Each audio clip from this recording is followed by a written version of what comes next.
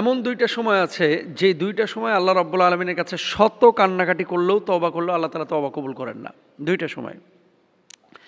যখন আপনি সুস্থ স্বাভাবিক আছেন, গুনাহ করেছেন, জিনা করে ফেলেছেন, মদ খেয়ে ফেলেছেন, শরাব খেয়ে ফেলেছেন, এরপর আল্লাহর কাছে তওবা করছেন, মাফ চাচ্ছেন, ক্ষমা চাচ্ছেন, আল্লাহ অবশ্যই মাফ করবে। কিন্তু এমন দুইটা সময় আছে যেই দুইটা সময় আল্লাহ সুবহানাহু ওয়া তাআলার কাছে যদি আপনি তওবা করেন, আল্লাহ সুবহানাহু ওয়া তাআলা তওবা কবুল করেন না। কিন্তু আমরা তো জানি আল্লাহ গফফার, আল্লাহ রহমান, আল্লাহ রহিম, আল্লাহ সত্তার, আল্লাহ জব্বার, সুবহানাল্লাহ। আমরা গুনাহ করতে ভালোবাসি, আমার রব, আমার আল্লাহ, তিনি মানুষকে ক্ষমা করতে ভালোবাসেন। তো যখন আপনি আল্লাহর কাছে ক্ষমা চাইবেন, ক্ষমাটা রূহ যখন সুস্থ স্বাভাবিক অবস্থায় আছে তখনই আপনাকে চাইতে হতো। এখন কখন আল্লাহ তাআলা তওবা কবুল করেন না? ওয়ালাইসাতিত তাওবাতু লিল্লাযিনা ইয়ামালুনা সাইয়্যাত হাত্তা ইদা হাদারা আহাদাহুমুল মাউত। একেবারে মৃত্যুর ফেরেশতা এসে হাজির হয়েছে, মৃত্যুর ফেরেশতা উপস্থিত হয়ে গেছে এবং মৃত্যুর বাস্তবতা চোখের সামনে স্পষ্ট হয়ে গেছে। এখন আপনি তওবা করছেন বা কান্নাকাটি করছেন, আস্তাগফিরুল্লাহ আস্তাগফিরুল্লাহ বলছেন, এ সময় কিন্তু তওবা কবুল হবে না। এক নাম্বার, আমাদের অনেক ভাইয়েরা এবং বোনেরা আছেন, যখনই দেখা যাচ্ছে যে রূহ কবজ শুরু হয়ে যায়, অনেক মানুষ দৌড়িয়ে মুয়াজ্জিন সাহেবকে টেনে নিয়ে আসেন, ইমাম সাহেবকে টেনে নিয়ে আসেন যে হুজুর আমার বাপ তো মারা যাচ্ছে, একটু তওবা পড়ায় দেন, অথবা মেডিকেল হসপিটালে আপনারা টেনে নিয়ে আসেন। ইসলামী শরিয়ায় আসলে এই বিষয়গুলোকে এভাবে অ্যাকসেপ্ট করে না। কালিমার তালকিন মৃত্যুর সময় যখন মানুষ মুমূর্ষু অবস্থায় পতিত হচ্ছে আপনি দিবেন, পড়বেন আশহাদু আল্লা ইলাহা ইল্লাল্লাহ ওয়াহদাহু লা শারীকা লাহ, আশহাদু আল্লা ইলাহা ইল্লাল্লাহ ওয়াহদাহু লা শারীকা লাহ, লাহুল মুলকু ওয়া লাহুল হামদ ওয়া হুয়া আলা কুল্লি শাইইন কাদির। আপনি পড়েন জোরে করে লা ইলাহা ইল্লাল্লাহ, লা ইলাহা ইল্লাল্লাহ, লা ইলাহা ইল্লাল্লাহ মুহাম্মাদুর রাসূলুল্লাহ। আপনি এগুলো তালকিন দিবেন, কালিমার তালকিন। কিন্তু ওই সময় যদি আপনি তওবা করাইতে চান, ওই তওবা যখন রূহ কবজ হচ্ছে ওই সময় আল্লাহ তাআলা তওবা কবুল করবেন না। এই জন্য তওবা হচ্ছে সুস্থ স্বাভাবিক অবস্থায় যখন আপনি পাপ করছেন, এই পাপ থেকে ফেরার জন্য তওবা করবেন। তওবার মধ্যে আবার কয়েকটা বিষয়ের সমন্বয় আছে।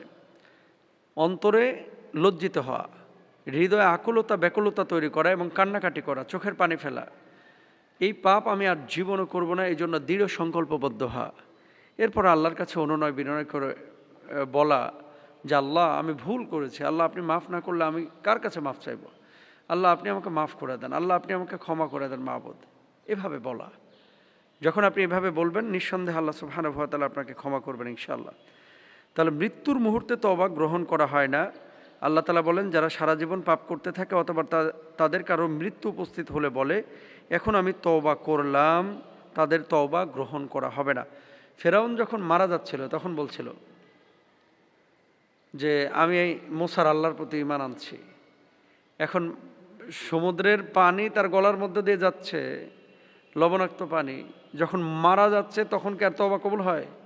এই তওবা যদি মুসা আলাইহিস সালামকে মারার আগে অথবা আঘাত করার আগে এই যে পেছন দিয়ে যে ধাওয়া করেছিল এর আগে যদি তওবা করতো নিঃসন্দেহে আল্লাহ তওবা কবুল করতেন। তো এখন মরার সময় যখন সমুদ্রে ডুবে যাচ্ছে ওই সময় তওবা করলে তার কবুল হবে না। এজন্য ওই সময় তওবা আল্লাহ সুবহানাহু ওয়া তাআলা কবুল করেন না। দ্বিতীয় আরেকটা সময় যে সময় তওবা কারো কবুল হবে না, সূর্য পশ্চিম দিক থেকে উদিত হওয়ার পরে, অর্থাৎ কিয়ামতের বড় অন্যতম নিদর্শন কি? প্রতিদিন সূর্য কোথায় ওঠে? পূর্ব দিকে।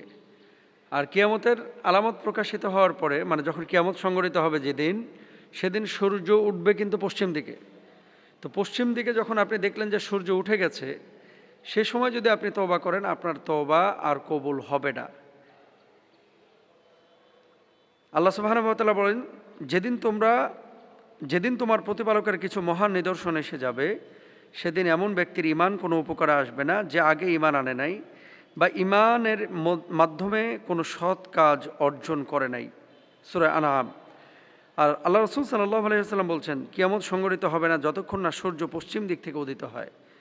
অর্থাৎ পশ্চিম দিকে যখন উদিত হবে তখন সবাই ঈমান আনবে, কিন্তু তখন সেই ঈমান কোনো উপকারে আসবে না যে আগে ঈমান আনে নাই। সহিহ বুখারীর কিন্তু হাদিস। তাহলে সূর্য পশ্চিম দিকে উদিত হয়ে যাওয়ার পরে কেউ যদি ঈমান আনে সেই ঈমান কাজে লাগবে না, কেউ যদি তওবা করে সে তওবাও কোনো কাজে লাগবে না। তাহলে কি করতে হবে? দাঁত থাকতে দাঁতের মর্ম বুঝতে হবে। তওবার সময় হচ্ছে আপনি সুস্থ সবল স্বাভাবিক যখন আছেন, হায়াত জীবন আল্লাহ আপনাকে যখন দিয়ে রেখেছেন, ঠিক সেই হায়াতের সময় সেই জীবনটা যখন আপনি ব্যবহার করছেন, তখন আপনি আল্লাহর কাছে ক্ষমা প্রার্থনা করবেন। এর বাইরে যদি আল্লাহর কাছে ক্ষমা প্রার্থনা করেন, আল্লাহ সুবহানাহু ওয়া তাআলা আপনার তওবা কবুল করবেন না। ওই দুইটা সময়, একটা হচ্ছে মৃত্যুর সময়, আর একটা হচ্ছে পশ্চিম দিকে সূর্য উদিত হয়ে যাওয়ার পরে যদি তওবা করেন। অনেক মানুষ জিজ্ঞেস করেন যে মোহতারাম, এত গুনাহ করেছে, আল্লাহ মাফ করবে কিনা? আপনি নিরাশ হবেন না, হতাশ হবেন না, আল্লাহ তাআলা নিঃসন্দেহে মাফ করবে। লা তাকনাতু মির রাহমাতিল্লাহ। যদি ডাকার মতো ডাকেন, তওবার মতো তওবা করেন, আল্লাহ ক্ষমা করবেন ইনশাআল্লাহ।